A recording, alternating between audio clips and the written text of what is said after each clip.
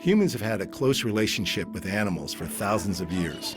Scientists agree the domestic dog has been a trusted pet for around 15,000 years. And cats became part of the household from 10,000 years ago. And now it's estimated there are at least 600 million pet cats in the world. Exotic pets have also been kept for thousands of years. It's well documented that the Egyptians kept baboons as pets, and exotic animals kept in the home feature in many ancient texts. In modern times, the keeping of exotic pets has increased. A staggering statistic is that there are more tigers in the US alone than there are in the wild. Animal owners truly believe they are playing a role in preserving the numbers of exotic animals. But on the other side of the debate, there are those who believe it is a cruel practice to keep any animals in captivity. This series explores the issues from both sides, from those who know the dangers, but see the benefits, to others who condemn the keeping of exotic pets. Their stories follow.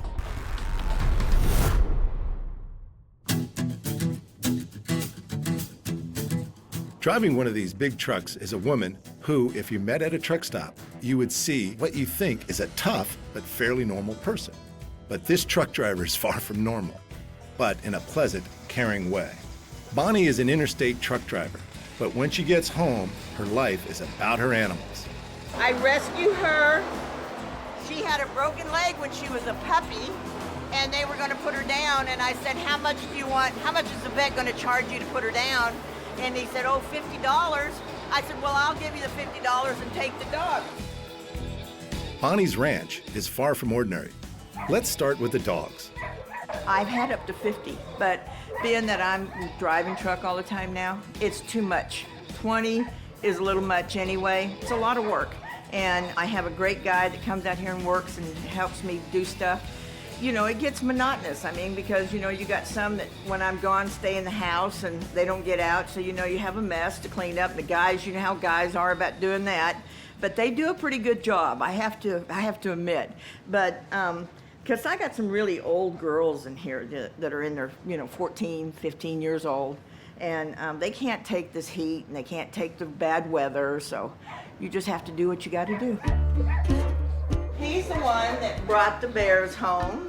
This is Reno, and he is a giant schnauzer. This is not something that's happened just all of a sudden, trust me. I've been doing this, like I said, for many, many years. I don't think anybody could have enough dogs. I mean, dogs are your buddies. That's the dogs, about a dozen of them. Next, exotic parrots. You shut up. You shut up.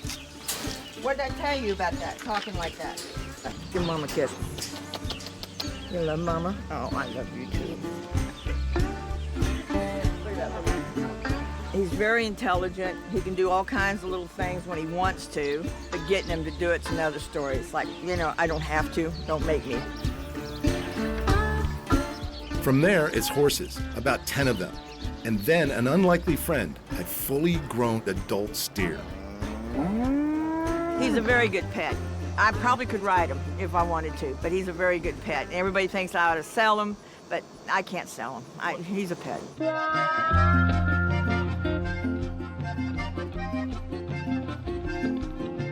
Shrek is a miniature mule. That's his mama right there. Yes, that's a bear off in the distance, and its neighbors do eat a lot. This is what the tigers eat. This is my so-called dispensary. They get chicken. This is what they're getting today. They're getting steaks, yum. You heard right, tigers.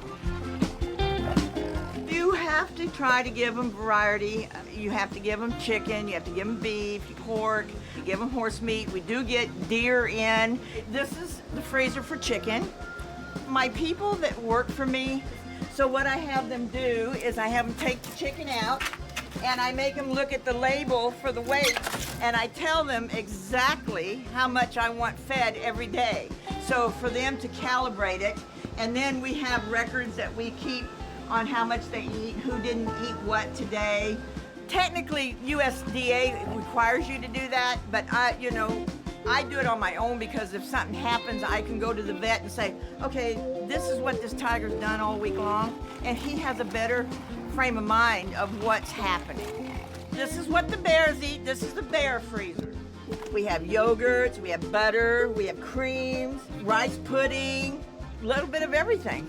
Their favorite, ice cream. If you're getting a feeling that this is Noah's Ark, you are right. Bonnie is a serious animal lover. Just think about what all those treats cost. Her 2 American black bears were accidental strays. The 750,000 black bears in America kill less than 1 person per year, and attacks in captivity are rare. But is Bonnie at risk with her bears? The answer to that is more about how they are looked after rather than whether or not they're dangerous. Contrast that with 26 deaths by dog attack each year, although there are millions of dogs in the U.S. alone. This is Bam Bam and Pebbles. They're about 4 years old now. They came to me.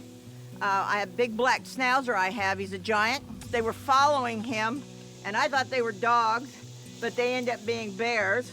And once they got the bottle and realized what was going on, they became my pets. These are American black bears. Come on, show them how tall you are. Good boy, good boy. Come on, good girl. Oh, Mama, baby, love you. Mama loves you. I know. And these are my babies, and they've got really long claws, as you can tell, and they usually tear me up. There you go. Good girl. Pebbles, Bam Bam, stand up. Come on. Come on. Good boy. Good boy. Hey, you're stealing them. Okay. They're stealing them. They're stealing them. Good boy. Yes, sir. Mama loves you. I love these bears. You can get in here and I can mess with them. Of course, you don't want to ever trust them because they show no sign that they're going to attack you. I have been bit, I've been clawed, I've been knocked down by them, and usually I carry a taser with me when I'm out here by myself so I can get up. And she's about as unpredictable as you can get. I've scared her and she's turned around and, I walked up on her too quiet and I've scared her and she came at me. But, it wasn't an attack. As soon as she realized it was me, she stopped. I can't express enough that these are wild animals and their mind can change at any moment. They can be killers in a matter of seconds if they wanted to. I have found with my experience with animals, exotics, domesticated, you feed them well, you take care of them well, you give them plenty to eat, they seem to be fine. When you start not feeding them and doing what you're not supposed to do, you hurt them, then they hurt you back. If you come at them aggressively, they're gonna come right back to you aggressively. Like if they're doing something and she's wanting to bite me, I just change her mind and go, no, it's okay. You turn the tables on them. And loud noises will scare them. There's times that, like I'm doing something and they're being nosy, if I don't want them around, I'll slap the side of the tank and they run. I'm not a bear expert and never claimed to be, but being with these, and these are my first challenge with them, I've learned a lot. It's been trial and error. I think they're doing good. I think I'm doing okay with them. Some people may say I'm not, but they seem happy to me, don't they, to you? They're very easy to take care of. I'm really surprised. I've offered them meat, I've offered them fish. I put 4 rolls of hay out there day before yesterday. Look how easy they mangled it. They go up in the trees, they get on them, they climb up on them. They get way up there. They come down to eat and to pick on me. Have you touched one? Come here. Bam, bam. Come over here on this side, touch the butt. These bears can be dangerous, but that is also part of their appeal. And this could be why predator pets are popular. The feeling of being with these animals is a mixture of fear and fascination. I'm slightly worried now. Oh, he's licking me. Ooh, dinner.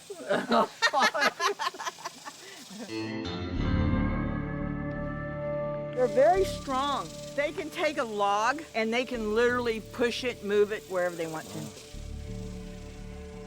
Oh, look at that. Is that good? When she comes in heat, she gets a little cantankerous and she can get pretty rough with him. But he doesn't show any aggression. He just does his own thing, gets in a different tree. Like a man, goes to a man cave. But this is my baby right here. This is my baby. Yeah. My main concern is keeping them where they're supposed to be, keeping them fed, and like I said again, as long as you feed them well, they're not going anywhere. And these guys here can't go back out in the wild because they don't know how to feed themselves. So basically they're mine until I die, and then when I'm dead, I have a sanctuary that's going to take them, and that will take them and the cats. So they already have a place to go. This way people won't have to say, well, she's an old woman, where are they going to go when she dies? Well, there is a place for them to go. And it's a wonderful place. And they will care for them like I care for them. Been there a zillion times to keep on different times and make sure how they take care of their animals, and I'm very impressed. I don't know how long they're going to live and how long I'm going to live, so there we go.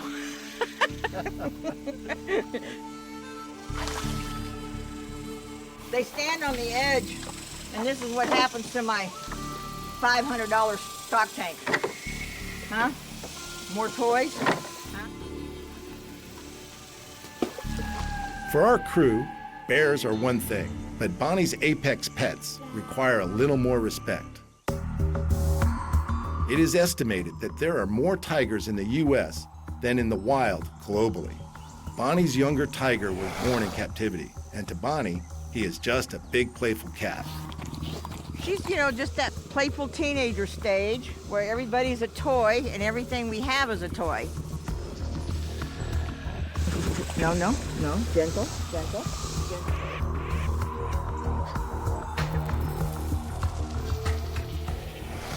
You notice how she has not hurt the dog? Mm-hmm. She hasn't yelped or anything?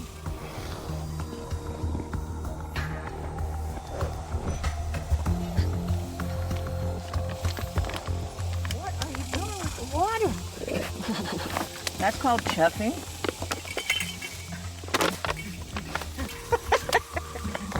She goes, what was that? Oh, don't run. No. Oh, are you okay? The concern is what will happen when the big cat reaches maturity. Incidents of pet tigers killing people are rare, but we have to always remember they are an apex killer. So Bonnie, one way or the other, is taking a risk. Ow! You want a stick, Bonnie? Bonnie, here's a stick. No, I got it. No, you stop. Now, come on. Ooh. Don't bite my leg. Not just with one tiger, her second one is a fully grown female. Well, she came to me 7 years ago. She had ringworm and a yeast infection all over her hair, and she was pretty poor, but now you can tell she's magnificent. She's healthy, and she's not that she doesn't like that cat. She's just telling it to back off. But she's my baby, and I love her. Well, she weighs 450 pounds. I go in there and pet her, and I do clean the pen, do everything like I do with like I did with the other cat. But when people are here and the cameras, she gets bashful. So, and I think, she's back here in the back. She don't get a lot of people here to socialize with her. If she had more people to socialize with her, she'd probably be all over us. But really, she's a very good cat. She's not mean, she's not aggressive, You know, when she's scared, you saw what she did. You know, she kind of growls a little bit, you know, but I mean, that's just to show you to back off. You know, she's a tiger. Again, you know, don't feed her, she'll eat you. I've only been scared of one cat in my life. I was in the pen with 2 cats, and I was against the fence like this, and they double teamed me. One come here and one come here. They've never hurt me, but it is definitely a feeling that, you know, okay, this could be it. You know, but otherwise, no, I'm not afraid of them. I mean, I should be. I mean, I'm very let's put that a different way. I'm not scared of them, but I'm very cautious of them. You can't, I don't know how to explain this feeling, but I mean, I just don't have the fear of them, but I know they can kill me. I know they can hurt me. You know, I don't turn my back on them. I mean, I know what they are. I know that they can be an aggressive animal, and they can be friendly one day and be an idiot the next day. The thing is when you're feeding them meat, get out of the pen. Why do you want to be there? They're eating. If they're having a bad day, why irritate them? Leave them alone. Let them just go through their bad day. It's a sense you have with animals, you know. If you have that sense, your chances of getting hurt is minute, you know. But if you're bullying them or doing things and you don't pay attention, then you get hurt, and that's what usually happens with people.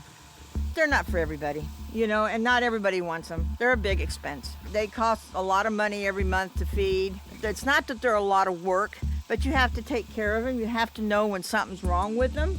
But that's the whole idea of owning animals anyway, isn't it? Oh, come on, Nushka. Come on, Mama. Come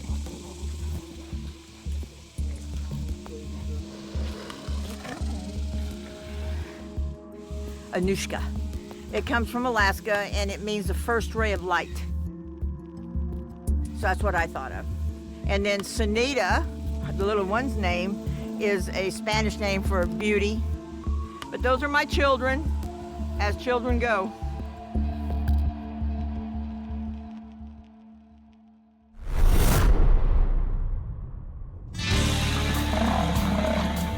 The American bison is an unpredictable and at times lazy and unconcerned animal. They appear peaceful, but this large mammal has a temperament that is totally unpredictable. Bison roam the plains of North America in their millions. Hunting decimated their population down to less than 1,000 animals. Today, things are looking up. The population is growing, and to one family, a pet bison is the perfect house companion, even if the house is a little A-frame cottage on the plains of Texas.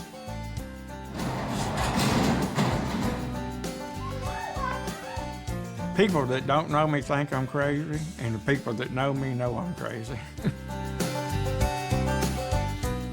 I've been here for 31 years. I've been training horses for a living, and I use buffalo or bison to train my horses with. Yeah, I was fascinated with them when I was a kid and never thought about even owning one. I don't think when I was young you could legally own a bison. They're a little on the crazy side, and most people that raise cattle don't want to mess with them because they tear your pens and stuff up. They're a lot wilder than a cow is, and they're harder to handle for most people, but if you know how to handle them, they're almost as easy to work as cattle are. Sharon and R.C. are both extreme animal lovers. We both have the fascination with bison. I'm not much for the little bitty dogs or anything like that. I like the wildlife. And that's one reason why R.C. and I, fit together, because we both like the wildlife. The more Western it is, the better we both like it. The first time I ever saw a bison, of course, was R.C. I mean, in life, I've seen them on TV and all that, but first time was whenever R.C. brought some home to train his, cutting horses. After that, we decided to own Wildthing, and he become our pet.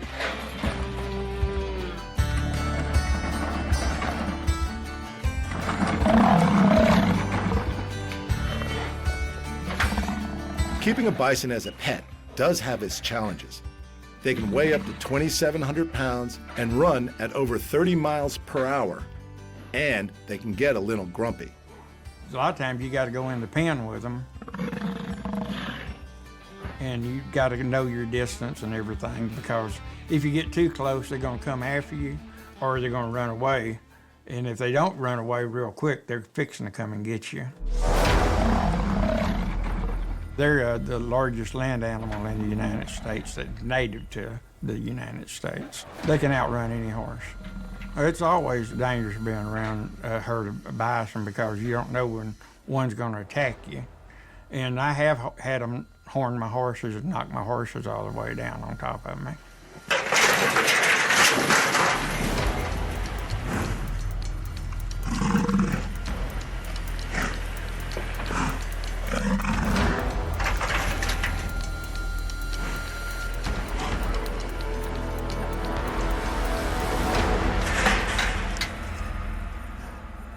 Oh, he's been nice. He's putting it back in place.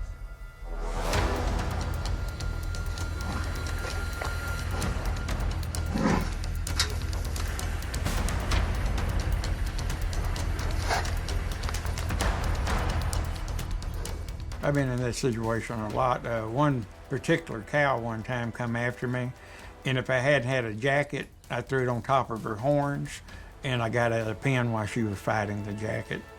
He got me down one time 3 times in one day, and my wife had to dress me for 3 days. Hello? He knocked me down. He was wanting me to be a buffalo and play with him, but I got to an axe handle and explained to him we didn't do that. RC counts Wildthing as his pet and his companion on the ranch. This big bison is, at times, almost cute.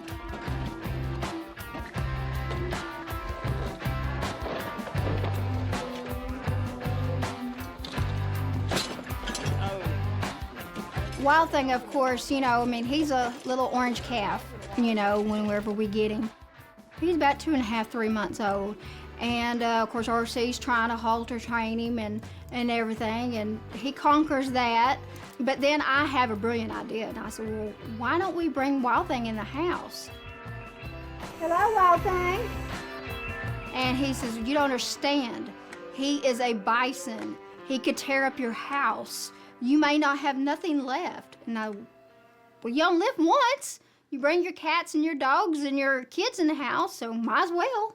So ever since then, we've been bringing Wildthing in the house, and he's grown up with us.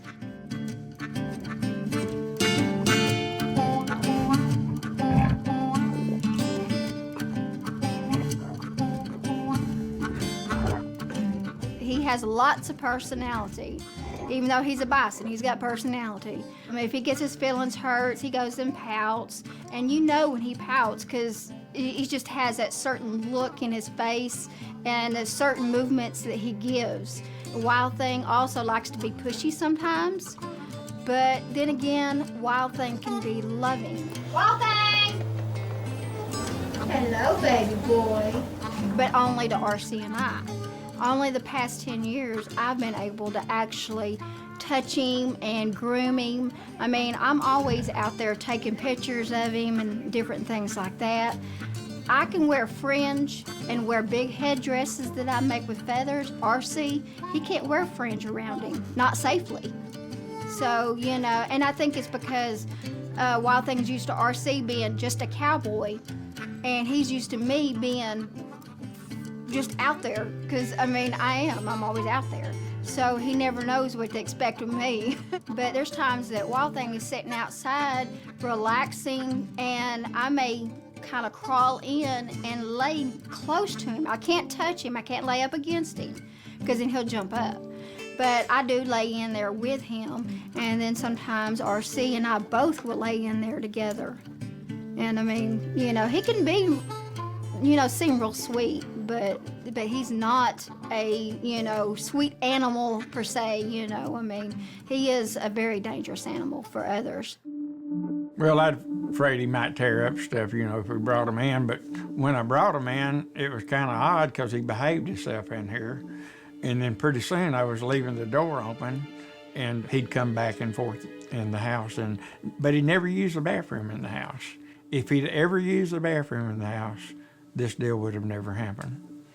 He potty trained himself. I do not have a clue how you could potty train a buffalo. Now that he's gotten big, we have to move coffee tables and couches around. It's like having a small car come through your house. He has a hard time getting his horns through the doors. We've had people eat with us before at their own risk, but it's not probably perfectly safe for them, although I'm willing to lay down my life to save theirs.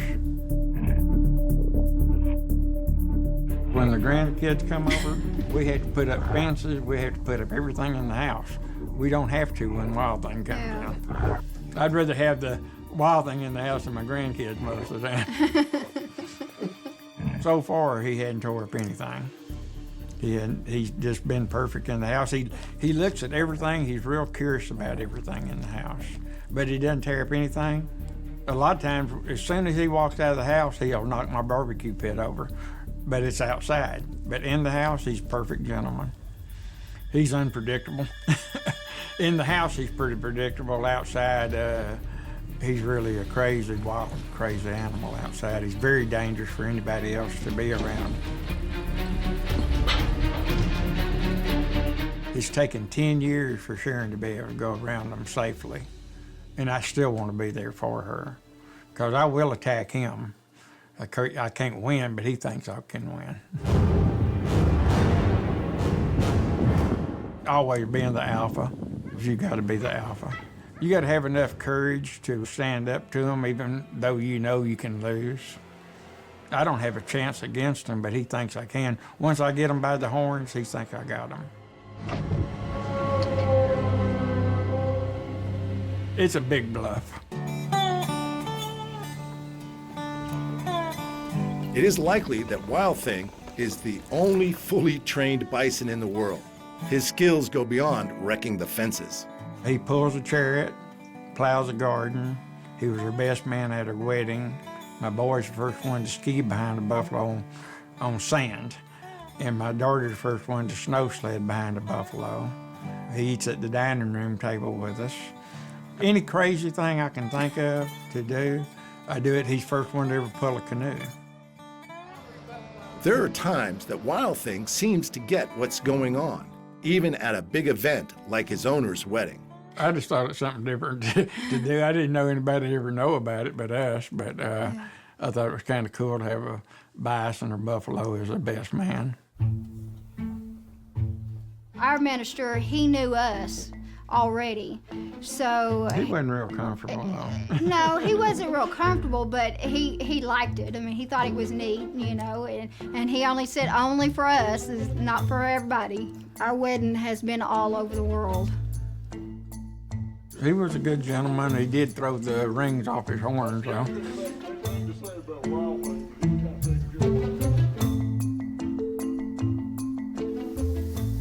I see him as a little baby. I don't see him as a big buffalo. He's a baby to me. He's not big to me because I've raised him, and he's still a baby to me. Yeah. And when you look at his little face, it just looks so sweet. So you just fall in love with him, you know. I have no fear of him at all, but I do know when not to mess with him. He's moody. There's sometimes I know that I better leave him alone. There is no doubt that this is a dangerous animal. It could escape and cause a lot of trouble. But to date, Wildthing has seldom wandered beyond his local street. If he gets out, everybody just take pictures from their porch, but they know not to go around him. Yeah. He goes down the road about a quarter of a mile and fights a cedar tree. And I learned the first time I went down there, I better let him fight the cedar tree for a little while, because he'll come after me if I try to make him quit too soon. Mm-hmm. So I let him go ahead and fight it for a little while, then I'll put a rope around his horns and lead him home. He's got a real big barn, and he has fans in it, and I water the ground every day because it's hot this time of year, and he stays pretty comfortable. Of course, his favorite place is in the house. I go there and feed him every day. I can pour the feed in the trough. If you try to pour the feed in the trough, he'd kill you. He don't want anybody feeding him but myself and Sharon. I have let other people feed him through the fence, and he'll attack them. RC treats Wildthing with mutual respect, but it is RC who has to do the cleaning up. I just got a lot of joy out of him. I got to clean his poop out of the yard every day, and you know what? I'm glad it's out there so I can clean it up, because I just enjoy him. I brush him every day. I spend more time with him than I do my wife. I'm in the pen with him when he's tearing up stuff usually. He may be throwing the canoe in the air or tearing the fences up. I stay in the pen with him. Ever since he hurt me one time pretty good, I think he knows he hurt me, and now he don't want to. And the hard part when we're filming or doing something out there and we want a video or something, I can't get close to him when he's tearing up stuff. But for the opposite reason, you think. Woo! If I get close to him, he's gonna quit. Because he's gonna protect me by quitting. So if I want to, Sharon's doing a video of him tearing up a fence, I got to stay back far enough that he won't quit. Because once I get in a danger zone, he shuts it down. He knows I'm his best friend because I never do anything against him. I do everything for him. Wildthing will be here All his life. all of his life. Yeah, we'll never give up Wildthing. He hopefully he's middle aged. He's 12 now, and he should live to be around 25 at least. I hope. And he's not going anywhere. There's no amount of money could ever buy him. He'll never be for sale. Never. And he would be too dangerous for anybody else to have. And one thing about the bison, there are some other trainers. There have been other trainers. I've known 4 of them killed in the last 5 years. And they kill nearly all their trainers. And he may kill me, but I hope he don't. And I sure want to protect her.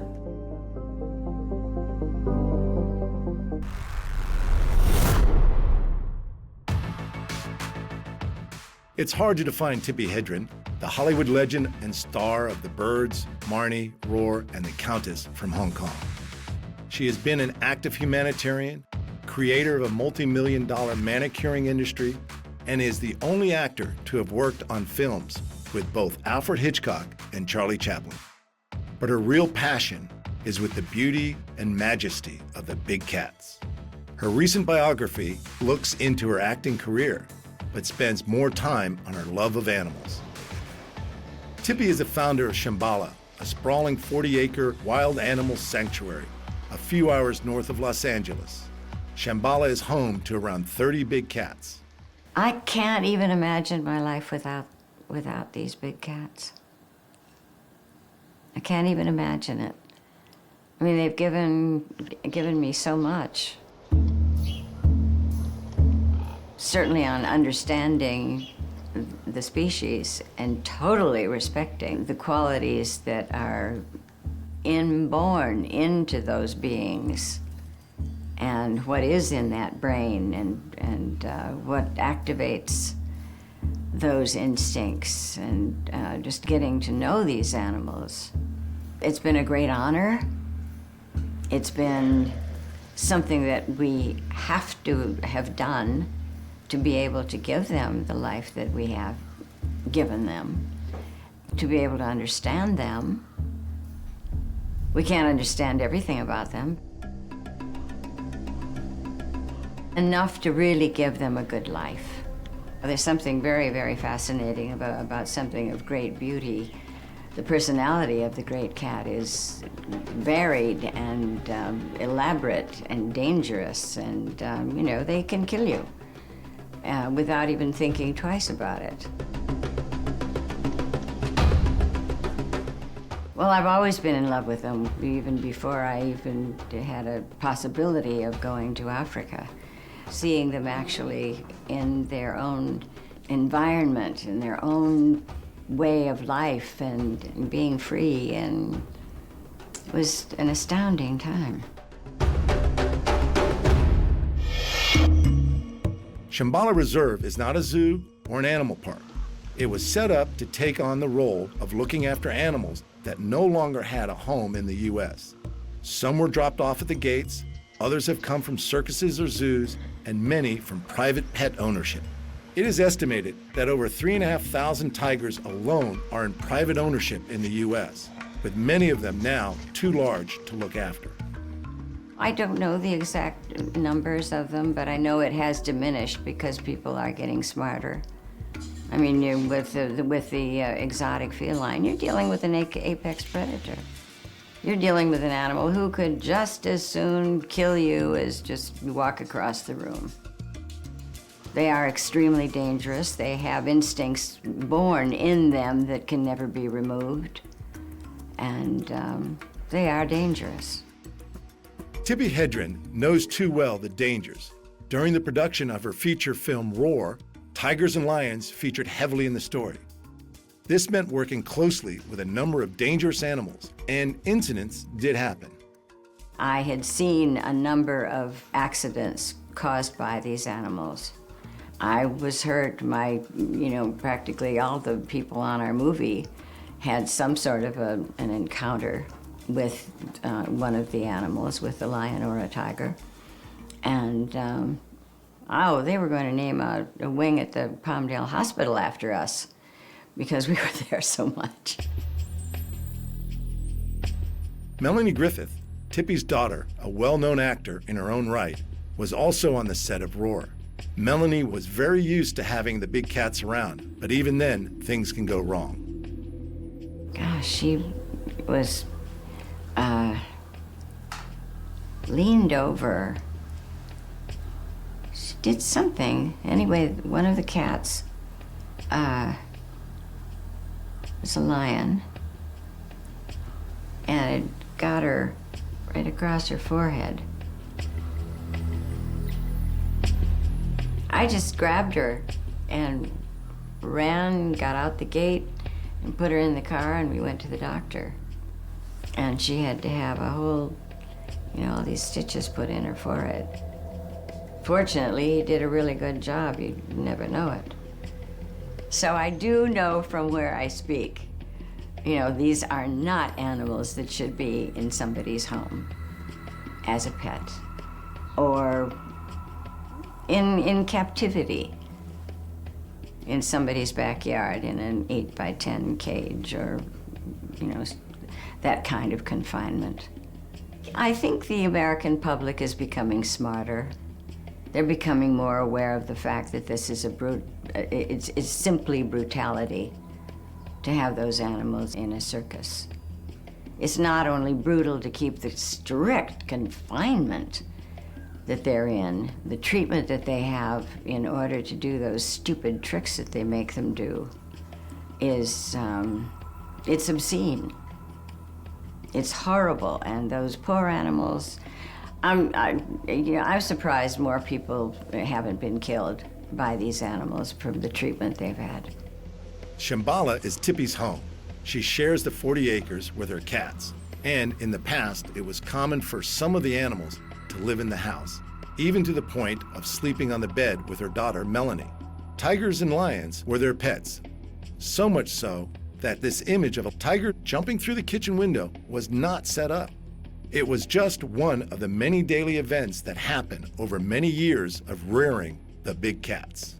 But Tippi reached the conclusion that rather than having them as pets, they should be studied and left to live their natural lives rather than be part of the household. The decision was made to stop the interaction with the animals, especially after the dangers became more noticeable. There was a whole group of women. They were in college. They wanted to have a photograph with a tiger. And they found the tiger, and the tiger was trained to stand there and be photographed. And they all went up and had their picture taken with the tiger, and one of them went up, and the tiger moved and stepped on the girl's foot, and she screamed, and the tiger jumped her. There are situations that are so frightening and so unnecessary. It never should happen. In fact, at one point, I remember gathering my staff around and I said there will be no more contact with any of the animals again. Right now, it's over, it's done. And they were all really angry because they really enjoyed having that one-on-one with the animal, with the lion or the tiger. And they were smart, they knew what they were doing, but that doesn't make a difference. You're dealing with an apex predator who has the top say. They have the top word. It's a great honor to have one of these animals be your friend. To know that that animal recognizes you and likes you, but they're a weapon. They're a weapon, and they operate simply on their minds and their instincts. And you can't ever forget that. When you're not dealing with a killer, I think any kind of an animal needs to have whoever becomes the power of in a captive situation must know everything about that species, about what does that animal need and what can I give it that they need, not what I feel like giving them. You know, oh well, I've got an 8x10 cage out in my backyard, that'll be fine, he'll fit in there. That's not enough. No, there's a great deal to know about an animal, any animal that you decide to take into your life, no matter what it is. Whether it's, my little cat that just walked by, or whatever. What can I give that animal that will give him a life that he will be content? And if you look at it that way, there probably wouldn't be so many unhappy, miserable animals in captivity. I think there are a lot of people who would like to have a wild animal as a pet. Of course, it depends on the type of wild animal that you choose. However, if you're choosing an apex predator to become your pet, you're making a very, very big mistake. A huge mistake, because the instincts in those animals are in there. It's in their brain. And there's nothing you can do to change that. They will always be a danger. You just don't ever know when it's going to come to the foreground, and most likely you wouldn't have the strength or the knowledge of how to react to it. I mean, these animals are powerful beyond belief. I don't know, the tensile strength of these animals is one that we can't, in their greatest amount of power that they exude. There isn't any way that you could fight that, other than a bullet. I feel very, very grateful that I've been able to have this life with the big cats.